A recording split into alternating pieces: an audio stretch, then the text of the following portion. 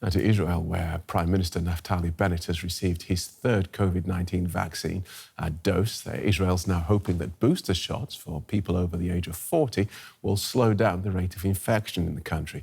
A fourth wave is raging in Israel, with infections reaching a 7-month high. Israel is the pioneer of the third dose of the vaccines against the COVID virus. We're seeing profound efficacy of the vaccines. It's working, it's safe, and it's the way to defeat this virus. We from Israel are going to share all the data, all the information, all the insights in this pioneering. Naftali Bennett. Well, many hospitals have been forced to reopen coronavirus wards. Most Israelis thought the worst of COVID-19 was behind them, but infection rates have doubled in the last 2 weeks. The medical staff at Tel Aviv's Ichilov hospital are back in crisis mode. Nurse Iman shows us around the intensive care unit for COVID-19 patients. The ward had to be reopened a month ago.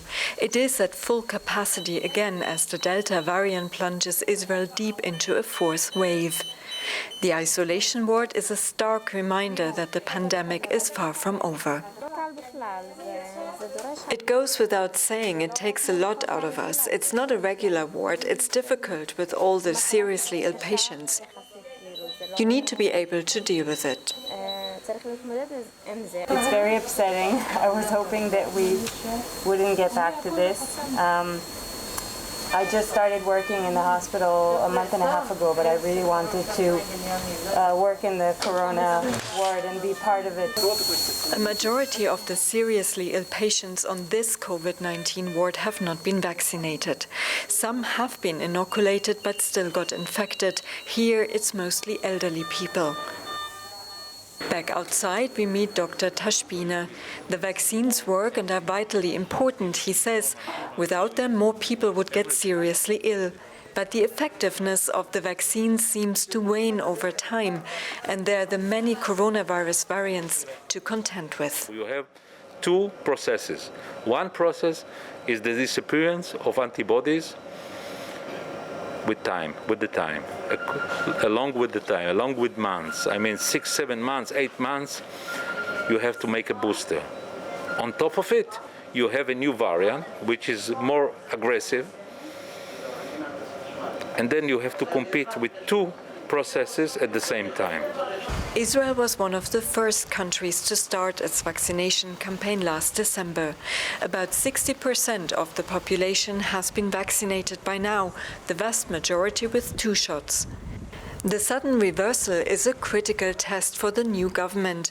Restrictions are back in force. Masks must be worn indoors, travel rules have been tightened, the unvaccinated are being urged to get their jab.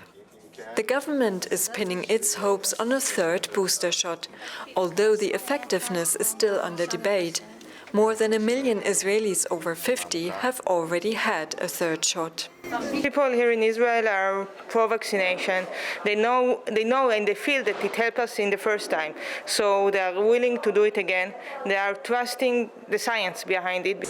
Israel's authorities are trying to strike a difficult balance, tightening restrictions while at the same time encouraging booster vaccinations in the hope of heading off a full lockdown. Let's get more on this from Dr. Eric Feigelding, who is an epidemiologist and senior fellow at the Federation of American Scientists. Welcome to DW, Doctor. Doctors and scientists, you're all learning about COVID-19 as you go along. So the realization that the vaccine's effectiveness diminishes after just a few months, that must be very disheartening. Yeah, it's disheartening for sure, but it's not a real surprise. We've been saying it among certain epidemiologists and vaccinologists since April, because we know that the neutralization wanes over time. And clearly it shows that if you are vaccinated in January, you have much lower efficacy and you have much greater breakthrough rates than if you're more recently vaccinated.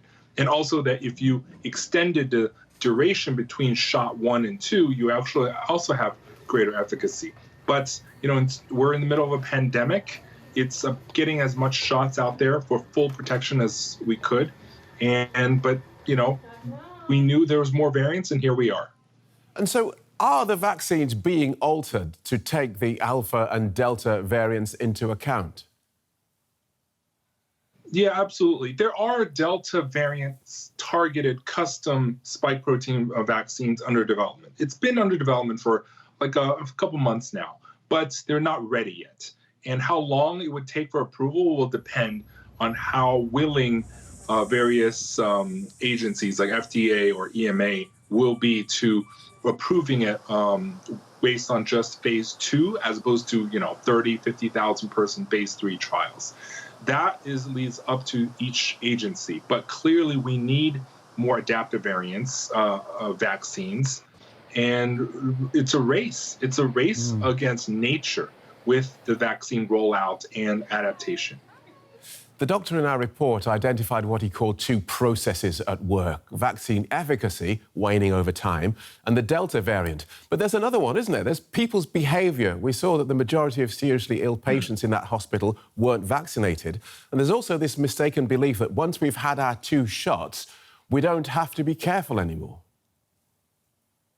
Yeah, this is a very good point, and I've been trying to emphasize it. The feeling that people are invulnerable actually leads them to be more reckless and careless. We see this with cars. Like, if you have seatbelts and airbags, people actually drive faster because they believe they're safe and protected. And the same thing here. This is why I've always said we always must mask and do other mitigations, as opposed to those who only say vaccines are great, it is the end all and be all, stop, calm down, don't worry about COVID anymore. Because you need the combination. And the wrong messaging by a lot of public health leaders, including CDC, saying you don't need masks anymore, toss them away if you're vaccinated, leads to this invulnerability feeling and leads to people being more reckless and therefore spreading it more, even among the vaccinated to the unvaccinated. All right, so we have Israel there giving 3rd booster shots. The United Kingdom is talking about the same thing.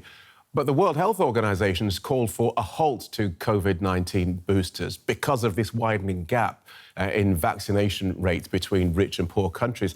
So this is a tricky call for national governments to make, isn't it?